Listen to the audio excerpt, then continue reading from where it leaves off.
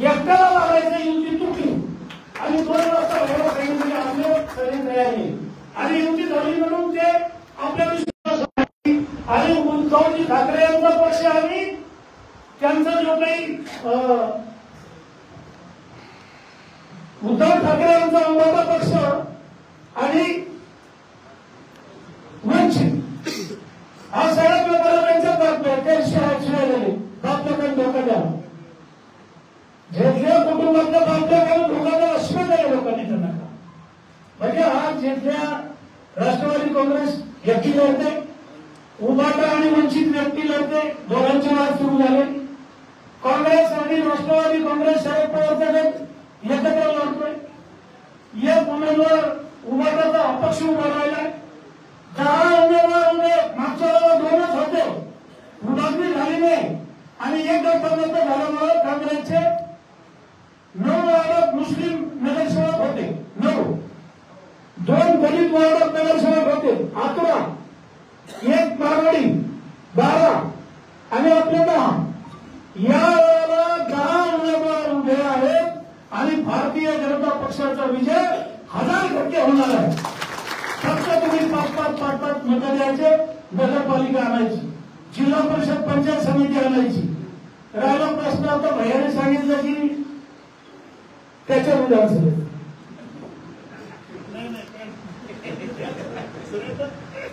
जावे साहेब खासदार होते आणि खरं संतोष खूप संयमी फार कमी नव्हतं पण हे बाबा आहे तोपर्यंत धोका बनवायला कशाचं दुसऱ्यावर देतात यांची किंमत आहे वारा काही असू द्या कोणताही फॅक्टर असू द्या हे आणि मी जमिनीला सोडूनच दे कोणता फॅक्टर असू द्या चालला का फॅक्टर तिथं धान्य फॅक्टर आहे आणि इतर मणिकर फॅक्टर आहे आपल्या 3 सीट निवडून आल्या आणि आता रावसाहेबजी दानवे आहेत नारायण भुजे आहेत कैलास गोरंट्यात 2 जागा निवडून आणणार आहेत आणि 35 जागा निवडून येणार म्हणजे येणारच आणि जिल्हा परिषद आपल्या ताब्यात आहे जिल्हा परिषदेला देवेंद्र फडणवीस साहेब आहेत पंकजा मुंडे आहेत 200 कोटी रुपयाचा निधी असतो आणि तो 200 कोटीचा निधी आम्ही सांगून तिथे वाटप होईल दोघं जण साहजिक रेणूला त्याला अध्यक्षाला वाटतं उपाध्यक्षाला वाटतं दानवेसाहेबाला वाटतं गोविंदराव हातकुंडकर काय पोराचंच नाव काढतात आकाश फुंडकर आमदार झाला संभाजी निलंगेकर आमदार झाला संतोष आमदार झाला आणि राहुल भैया मला जाणारच नाही आता अंकुशराव टोपेची माझी भेट झाली होती त्यावेळेला मला त्यांनी सांगितलं होतं बाबा मी फसलो माझी चूक झाली खरंच तडकावून सांगितलं एकदा पवार साहेबांनी मला लोकसभा दिली पाहिजे माझी इच्छा एकदा लोकसभा लढायची आता राजेशला पुढे करून माझी खरंच चूक झाली तुम्ही तशी चूक करू नका त्याच्यामुळे मी ठरवलं होतं की जेवढ्यात लोक रिटायर करीत नाही तोपर्यंत कसं सोडायचं जेवढ्यात जमतं तेवढं जमवा पण आजकालची पोरं बापाला कुठून टाकून तिकडून हिसकून घ्या पण भैया आपल्या झाला की मी मंत्री होतो त्यावेळेला त्याला म्हणलं तू उभा राहा त्याने सांगितलं भाऊ मी 5व्या रांगेत बसेल आमदार होण्यापेक्षा तुम्ही मंत्री व्हा आणि जिल्ह्याच्या डिप्युटी सीच्या जागा माझ्याजवळ द्या आणि त्याला सगळ्यांशी जमतंय दानवे साहेबाशी जमतंय नारायण कुचेशी जमतंय अर्जुन खोतकरशी जमतंय राजा टोपेशी जमतंय आणि टोपेचं माझं किती मित्रपणा आहे तुम्हाला माहित तसं आमच्या फक्त आम्ही काही अहंकार नाही आम्ही म्हणून टोपे फसले तसं मी काही फसलो नाही पण भैयानं मला प्रतिसाद दिला की नाही तुम्हाला मंत्री व्हायचं तुम्हीच राहा आता मी ठरवलं की एवढे 40 वर्ष काम केले 5 वेळा लोकांनी आपल्याला निवडून दिले मागच्या विधानसभेच्या निवडणुकीमध्ये मी घोषणा केली की मी आता विधानसभेची निवडणूक लढणार नाही आम्ही रामा इंटरनॅशनलला बसलो दानवे साहेबांनी मला विचारलं की तुम्ही आगाऊपणा काय करता हो तुम्ही देवेंद्र फडणवीसांना विचारलं नाही मी जीवा भावाचा मित्र आहे मला विचारलं नाही तुम्ही स्वतःहून सांगितलं की मी निवडणूक लढणार नाही आम्हाला विचारायला पाहिजे होतं, आमच्या कानावर टाकायला पाहिजे होतं, पक्षाशी बोलायला पाहिजे होतं.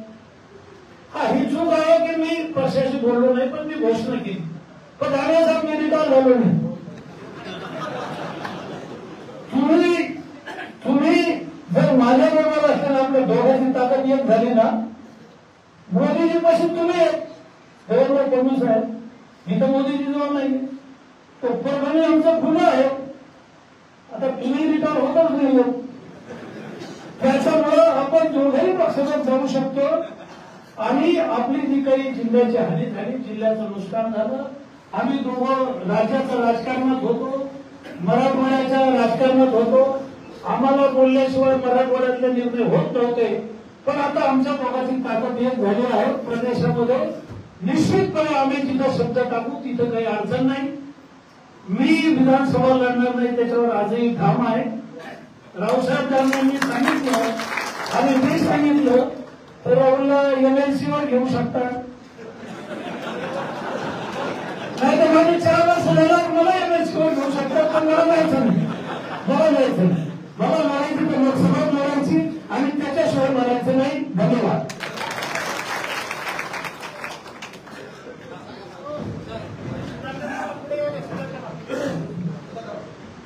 यानंतर आदरणीय रामस्वामी जाधव साहेब यांना विनंती करतो की त्यांनी या ठिकाणी मार्गदर्शन करावं. आदरणीय दादा.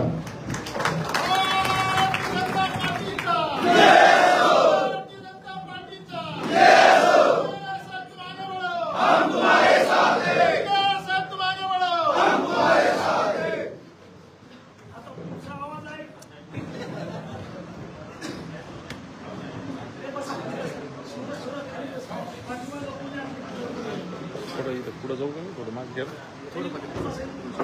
येतो आपले नेते थोडं येतो वरच मागे बबनरावजी लोणीकर, थोडी मागे युवा नेते लोणीकर, भारतीय जनता पक्षाचे महानगराचे अध्यक्ष भास्करराव दानवे, मंचवर उपस्थित असलेले नगरपालिकेचे सर्व नगरसेवक, कार्यकर्ते आणि या कार्यक्रमाला आपण आवाजपर्यंत उपस्थित असलेल्या सर्व कार्यकर्ता बंधू आणि भगिनी, आज मी कौतुकला आलो. तुम्हाला सगळ्यांना आश्चर्य वाटलं असं,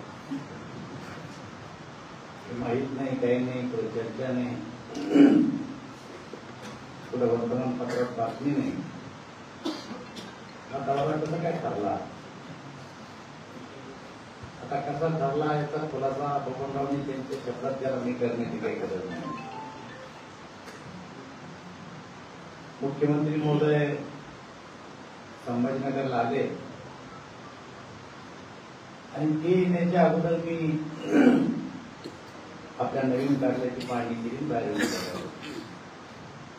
तेवढ्यात बबनराव आलेले मला दिसले. मी एवढंच म्हणलं, बबनराव तुम्ही लयच बोरे झाले हो. तर बबनराव एवढे खुश झाले नाही असं म्हणल्यावर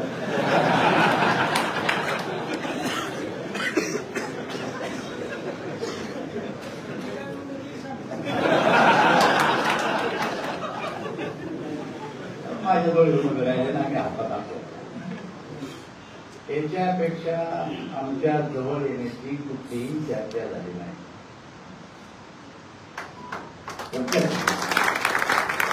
तर चर्चा क्या होती, जेव्हा एखादा मुद्दा आहे त्या मुद्द्यावर वाद झाला, तुम्ही तिकडून मी इकडून असं काही झालं तर चर्चा करायची गरज आहे. बबनरावला असं वाटतं मी अगोदर बोलावं आणि मला असं वाटतं की बबनराव मला बोला. एवढ्या एका कारणानं आम्ही बोलताना काही दिवस एकमेकापासून दूर होतो. आता जवळ आलो, जवळ आहे आणि जवळ राहणारी गोष्ट.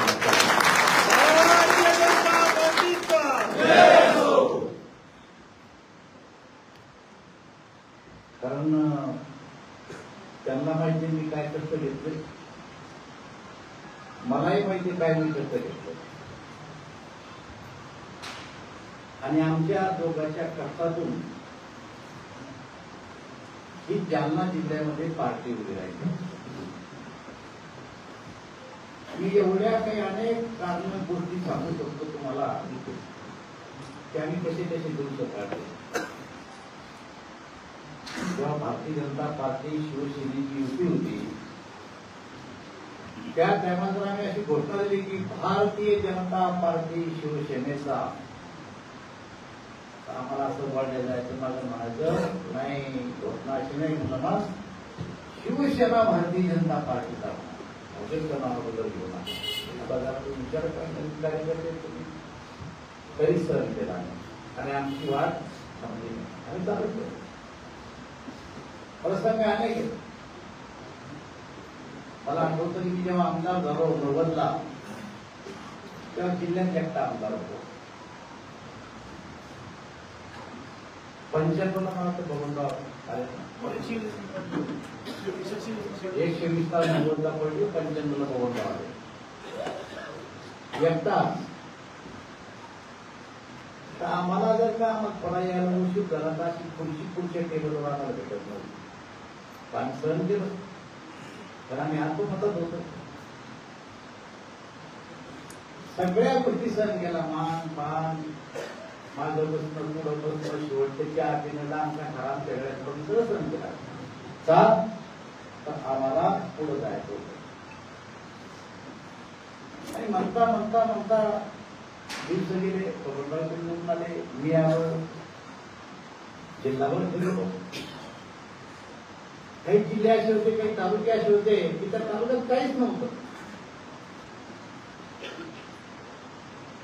पण त्या तालुक्यात काम कसं करायचं तर आम्ही दोघं जण करायचो.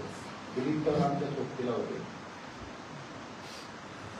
एक एक माणूस नजरेत आणला, त्या माणसाला आम्ही ताकद दिली, त्या माणसाला बरोबर पदावर नेऊन बसवलं आणि जिल्हा होता. मला आठवतं की जेव्हा खासदार झालो पहिल्यांदा जालन्यात आलो तर कुठं बसावं, कार्यकर्त्याचं ठिकाण काय बसायचं काही नव्हतं, ठिकाण नव्हतं.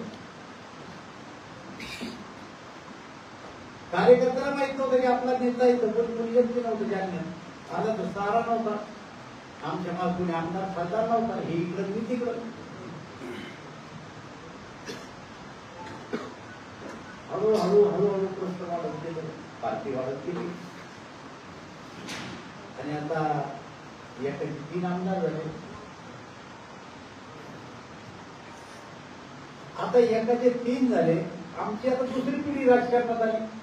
तसं भैयाबद्दल आता आपण चर्चा करतो सगळं. तुला संतोष राजकारणात कधी येईल असं मला स्वप्नातही वाटत. त्यानं कधी माझ्याशी राजकारणाच्या गप्पाही मारल्या नाही.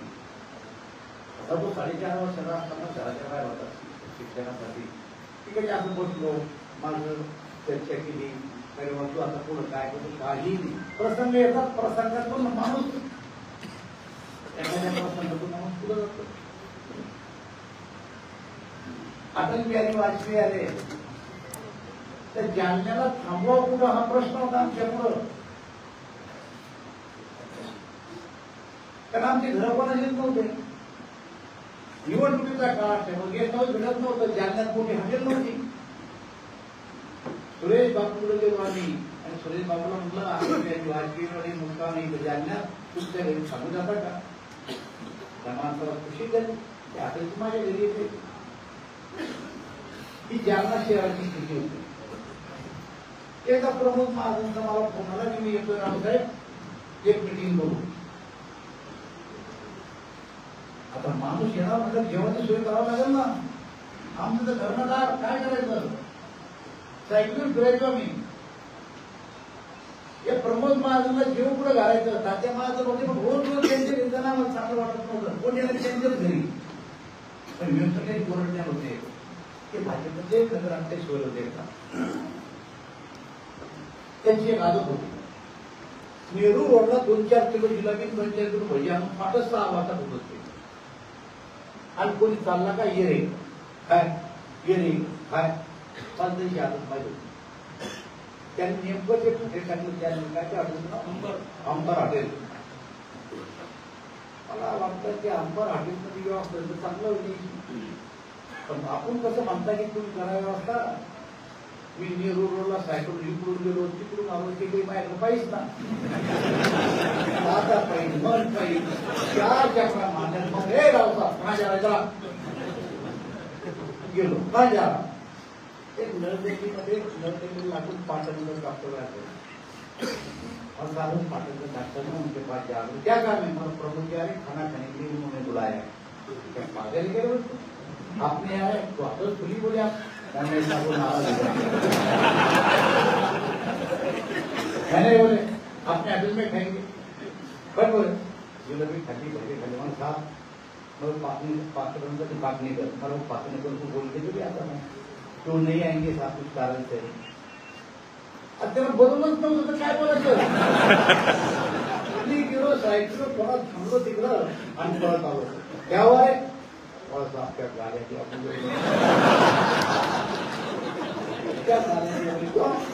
मेरे हात प्रमोदजी आले तू रोकडा आहे घ्या आणि मग प्रमोदजीला रात्री त्यांचे उद्योग घातला विचार कसं झाला तुम्हाला की भाजपची स्थिती किती नाजूक होती तुम्ही नशिबात कसं ही पाळी तुमच्यावर नाही अशा संकट काळात बबनरावांना आणि या जिल्ह्याचे गाव सगळे पायाखाली घालून या जिल्ह्यामध्ये भारतीय जनता पार्टी नंबर 1 वर आणली महिला मोर्चा होता बबनरावांना बरोबर की महाराष्ट्रात महिला मोर्चा काढलाय भाजपनं आपण गौरी दिली पडलो आणि परवा आठवडी केल्या 5 जानेवारीपर्यंत गौरी करून दिलो आणि इथून महिला काढल्या भोकरवरून महिला काढल्या पिंडिकी मुंबईला गेलो आज बबनराव तुम्हाला मंत्री दिसत आहे मी केंद्रात मंत्री होतो तुम्हाला असं वाटतं की काय माणसाची काय मोठाली झाली पटकन आपल्याकडे देतात शर्ट काढून मग ओळख केली आमच्या खरं सांगतो मला संघर्षातून किती बऱ्या पोलिसाचा मार तुम्ही कल्पना करू शकत नाही आमचे कंटेन हा दोन्ही फेकला असं कुठल्या सरकारला आंदोलनामध्ये आणि असं माहित होतं का बबनराव मंत्री होणारे राव सरकारवे मंत्री होणारे राज्याचा अध्यक्ष होणारे असं माहित होतं आम्हाला नाही मग हे यश लागलं कशासाठी आपला पक्ष वाटा आपला पक्ष गावागावात केला गावागावात नेण्याचं काम आम्ही केलं आता हे नेत असताना केवळ आपल्याकडे असं नाही राज्यात झाली देशात झाली बबनरावला केंद्र राज्यात संधी मिळाली मला केंद्रात संधी मिळाली आता या संधीमधून आपल्या आपल्या मतदारसंघात कोणा काय केलं तर याचा विचार केला पाहिजे मी पण पहिलं पाहिले अर्धे पाहिले तुम्ही बी पहिलं जालना पाहिले भोकरदन कमी लोकांना पाहिलं असतं पण तुमच्या सगळ्यांच्या तोंडातून काही गोष्टी निघल्या मानवी गरजा आम्हालाच असतात एक गरज पूर्ण झाली दुसरी गरज आपोआप निर्माण होत असते आणि त्याच्यामुळं लोक तुलना करायचे की लातूर जिल्हा जालना जिल्हा एकाच वेळ झाले मग लातूर पुढे कसं जालना मागे कसं आणि तुलना करायची लोक पण तुमच्या सगळ्यांच्या आशीर्वादानं आम्हाला केंद्रात आणि राज्यात नेतृत्व करायची संधी मिळाली 6,000 कोटी रुपयाचे रस्ते माझ्या लोकसभेत झाले आणि आता मी बबनरावच्या गावाला गेलो होतो शेगाव ते पंढरपूर रस्ता तरी कल्पना केली होती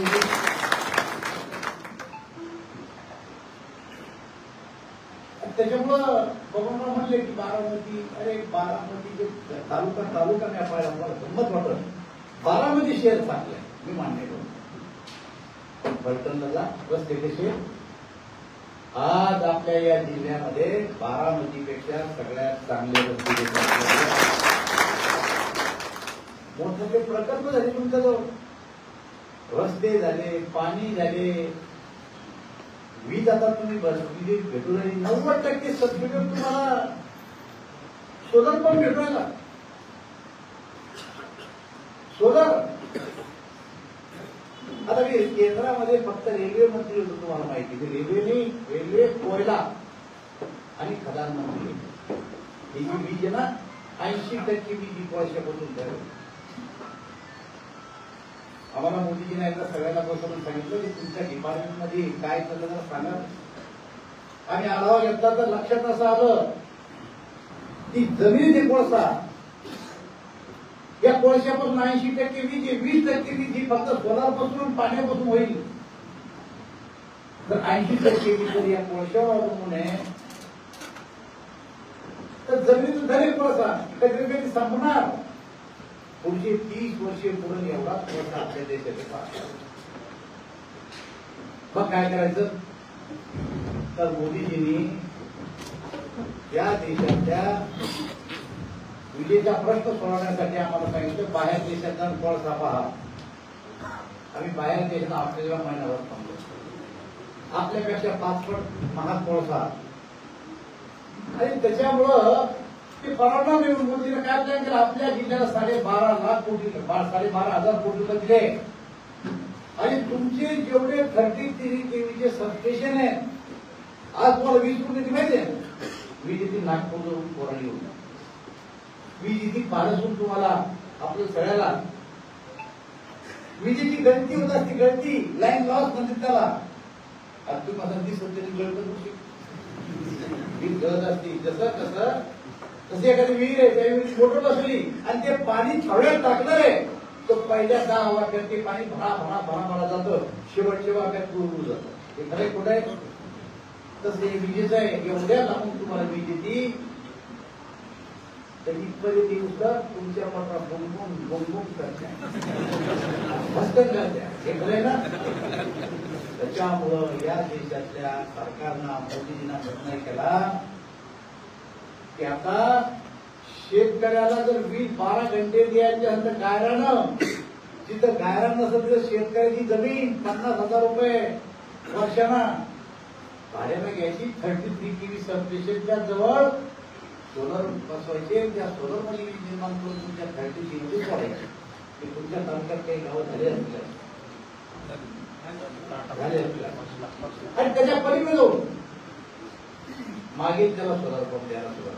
कोणाकोणा सोलर पंप सर्व राजकारण बघा. आता सोलर पंप बसवला 10 लाखाचा सोलर पंप तुम्हाला 90% सबसिडी मिळते.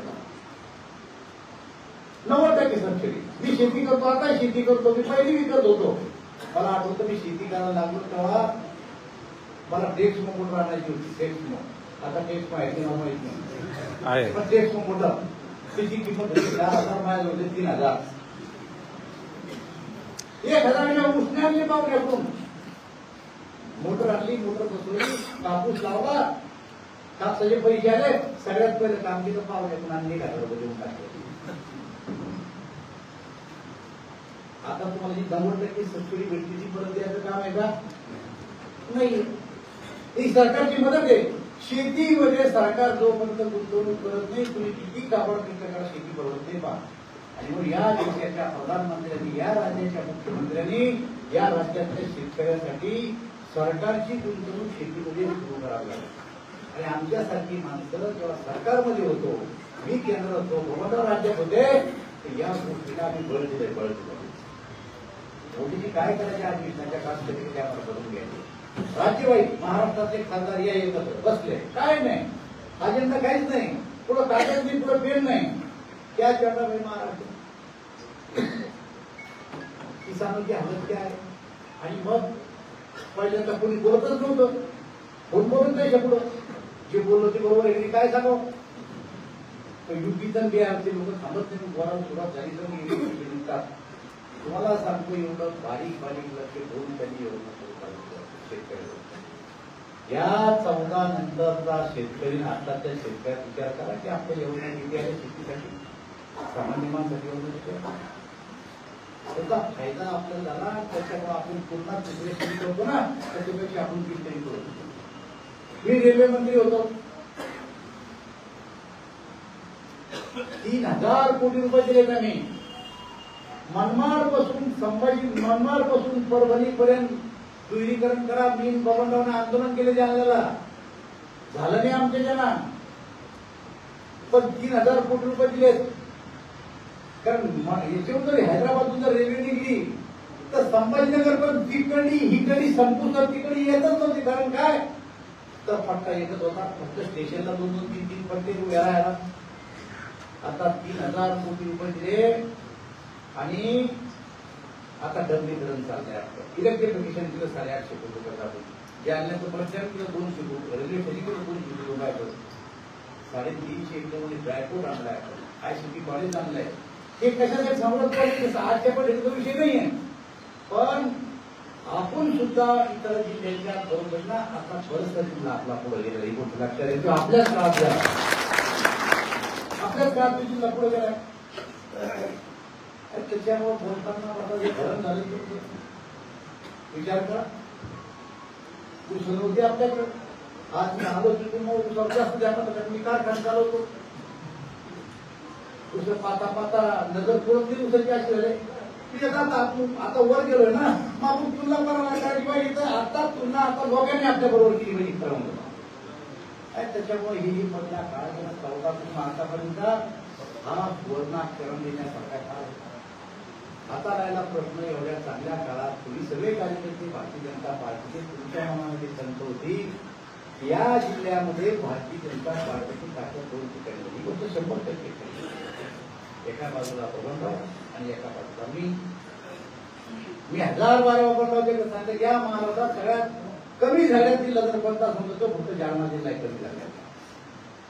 मी आणि बबनरावने एकत्र 35 वर्ष काम केलंय, पण बबनरावच्या मतदारसंघात तिकीट कोणाला द्यायचं हे बबनरावना मला विचारावं आणि मी सांगा बबनराव हे सांगितलं. बबनराव भोकरदन मध्ये, ज्या प्रभात मध्ये, बदनापूर मध्ये यांनी सांगितलं इथं करावं लागतं आपल्याला, तर करून टाकावं.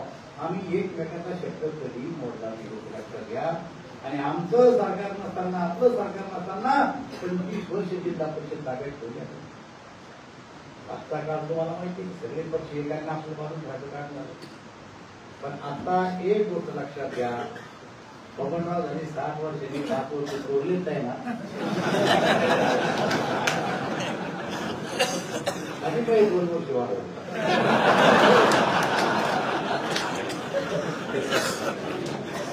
पण बबनराव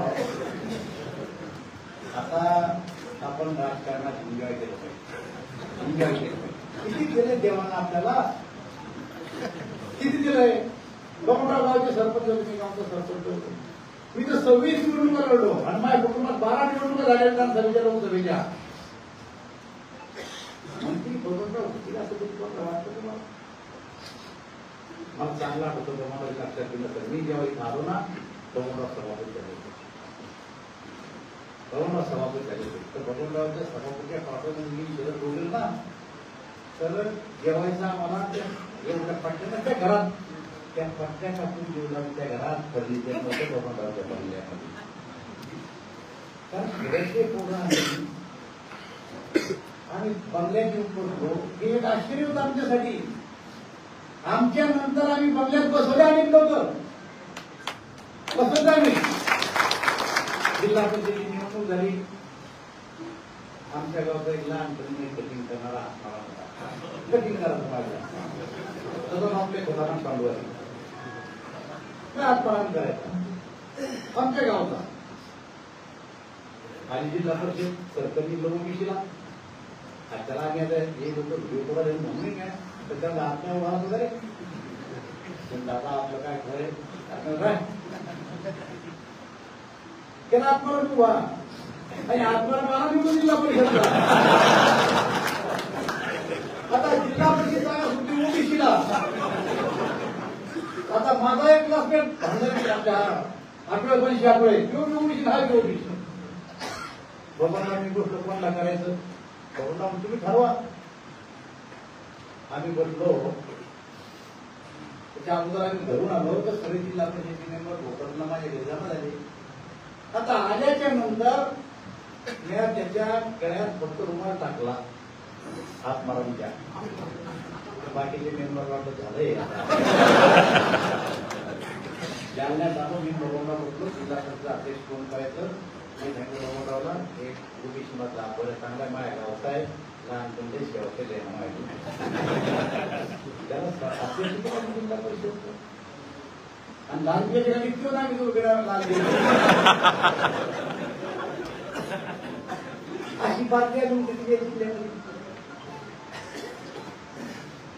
पण एक गोष्ट लक्षात घ्या आम्ही दोघं जर एक असलो या जिल्ह्यामध्ये आम्ही स्वबळावर जिल्हा परिषद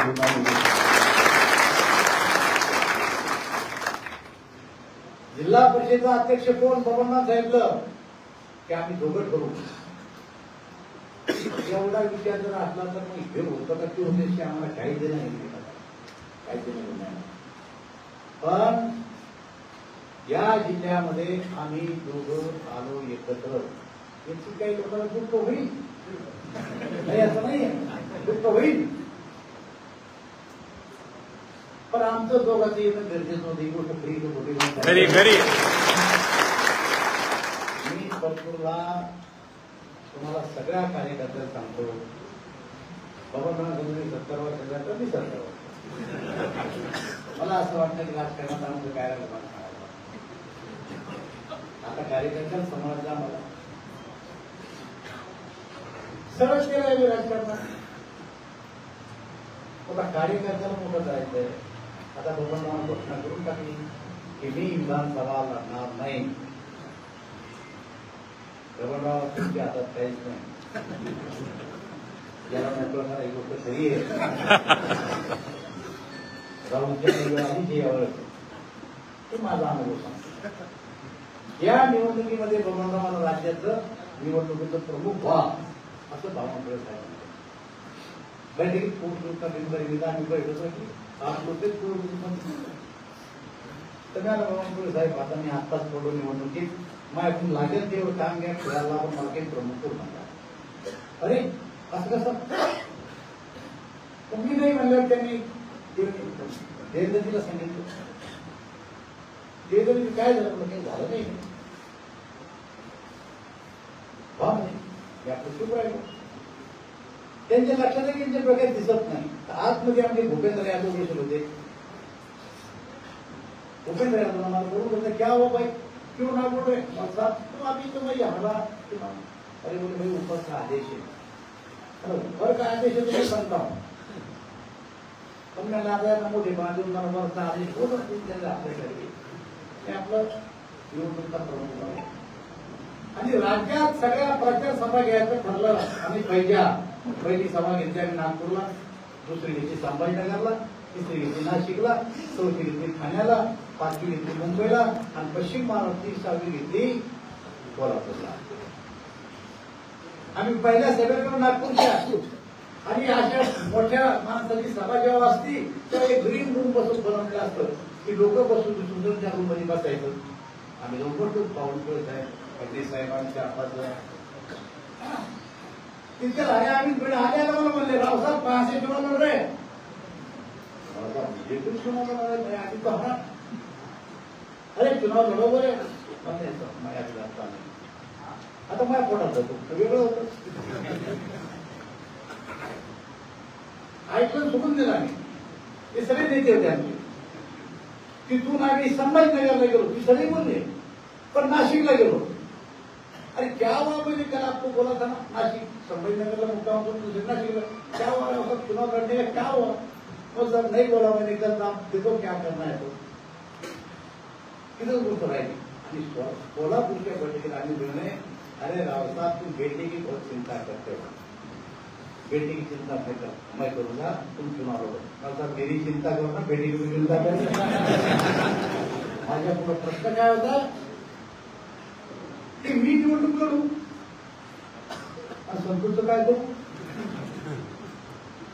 समजा मला निवडणूक लढायची पाहिजे भोकरदन मध्ये आता माझं पोरग दोनदा आमदार जळण तिसऱ्यांदा व्हायचं त्याला आणि त्याला जर घरी बैस म्हणलं तर मग काय व्हायचं मला सांगायला होतं तो काय सोनं होणार होता मला सांगायला तुम्ही झालं 70 वर्षात झालो मी आता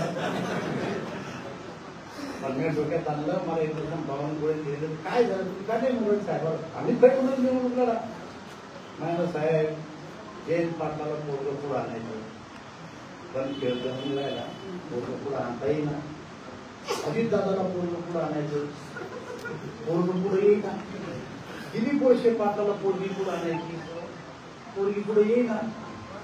बाळासाहेब थोरातला स्वतःची पोरगी पुढे आणायची, येईना. आणि मग पुढे येईल काय मग घालू मी. आता तसं बबनराव तुमची वेळ आली, माझं वाद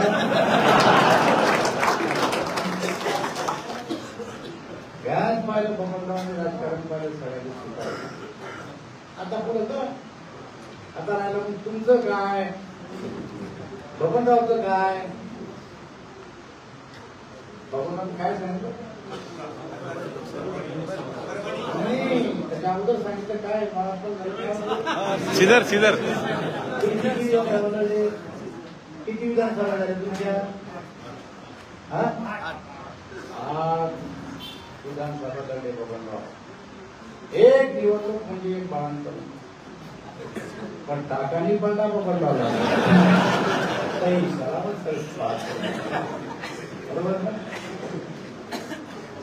आता राहिला प्रश्न, हे वयच आहे खासदारकीचं. मला वयाच्या 45व्या वर्षी खासदारकीचं माझ्या मनाच्या विरुद्ध होते.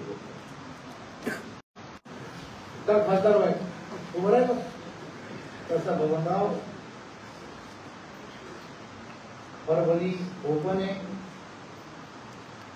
निवडणुका लय लांब नाहीये, 1.5 वर्ष संपले आणि 6 महिने अगोदर निवडणुका होणार आहे.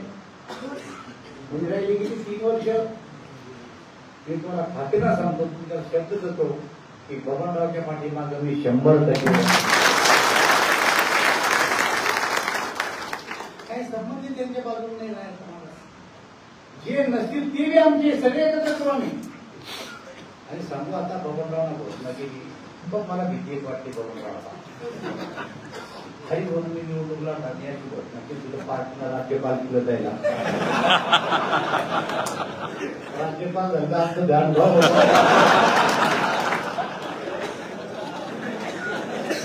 काही सांगतात नाही. हरी बोला फोन आला प्रधानमंत्र्यांचा, हरी भाऊ क्या चबा आहे नाही भेटायचा. त्यांना भरोसा वाटलं की प्रधानमंत्र्याला फोन ती त्यांचीच आहे. तुम्हाला माहिती, मला 2-4 फोन चांगले, एक कोणी असं हे तरी भरूच तर सांगू शकत नाही. सांगितलं आत्ताच रिटायर झालेला. तर हा आपको जरा महाराष्ट्र के बाहर भेटलो, आता हाही तुला स्वभाव त्यांनी सांगा ठीक आहे सर, ती भारतीय जनता पार्टी आहे, सगळं शिकायची गरज नाही, महागायची गरज नाही. पार्टी माणसाचे नेतृत्व करून संधी देतात, ती पार्टी संघर्ष करते. आपलं मैदान आहे, यावर तो खेळत झाला, काही कारण नसताना वाया गेला खेळ आपला, काही कारण नसताना गेला. आता गेला जाऊ दे. आता पण तुम्हाला सगळ्या कार्यकर्त्याला सांगतो, मी आणि बबनराव जर प्रेक्षक म्हणून बसलो तर आम्हाला खात्री आहे की आमचा शब्द टाळला जाणार नाही. त्यामुळे जिल्हा चालवायचा आहे, इथून आता आहे जिल्हा चालवायला सगळे आणि त्याच्या पाठीमागे जाऊ. जिल्ह्यामध्ये जिल्हा बँकेची निवडणूक येते, जिल्हा परिषदेची निवडणूक येते. बाकी आमच्यामध्ये इकडे यायचं की काम, माझा मतदारसंघ वेगळा, बबनरावचा मतदारसंघ वेगळा, आमच्यामध्ये कुठल्याही प्रकारचा वाद होईल असं काही घडण्याचं काही कारण नाही आता पुढच्या काळात. त्याच्यामुळे कार्यकर्त्याला मी आश्वासन दिलं तुम्हाला की बाबा आता वाद संपले, आमच्यात वाद होणार नाही. आज मी पोर्तूरला आलो, मी बबनरावला निमंत्रण देतो आज की तुम्ही एकदा भोकरदनला या. इतर लोकांना समजून की अरे हिंदू बहीण आले, आता मी गोंधळा.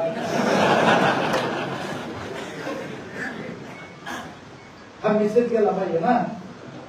कारण मी उद्या म्हणलो होतं, पण मला पार्टीनं सांगलीला जायचं सांगितलं की तुम्ही आता रात्री सांगलीला चालू, नगरपालिकेची निवडणूक आहे आणि आम्ही 40 लोक आहेत, तर 1 लाख सांगलीला जायचं. तर मी आज सांगलीला चाललो. सोमवारी बबनरावनी भोकरदनला यावं असं तुमच्या देखत मी बबनरावला आमंत्रण सोबत तारीख काय तारीख 24 तारखेला बबनरावला मी आज भोकरदनला येण्याचं निमंत्रण दिलं आणि तुम्हाला सुद्धा ज्याला ज्याला यायचं त्यांनी सगळ्यांना या तुम्हाला सगळं बरोबर आहे. आता आम्ही तुम्ही एका स्टेजवर तुम्हाला कसं वाटलं सांगा. खूप छान.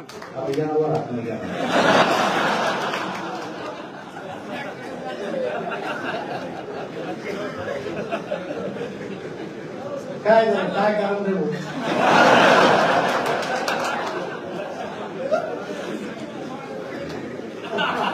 अरे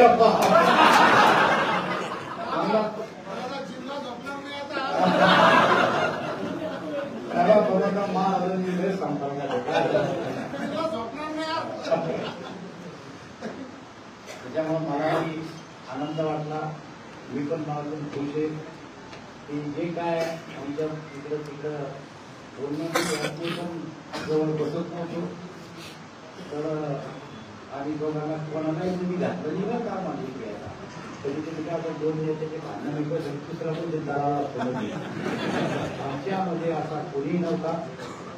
आम्ही दोघंच बसलो दोघांना चर्चा केली आणि दोघांनी हा वाद मिटवला आणि आता इथून पुढं फक्त ज्यांना जिल्हा सारा असो जो कोणता पार्टीचा निर्णय होईल तो आम्ही सगळे एकत्र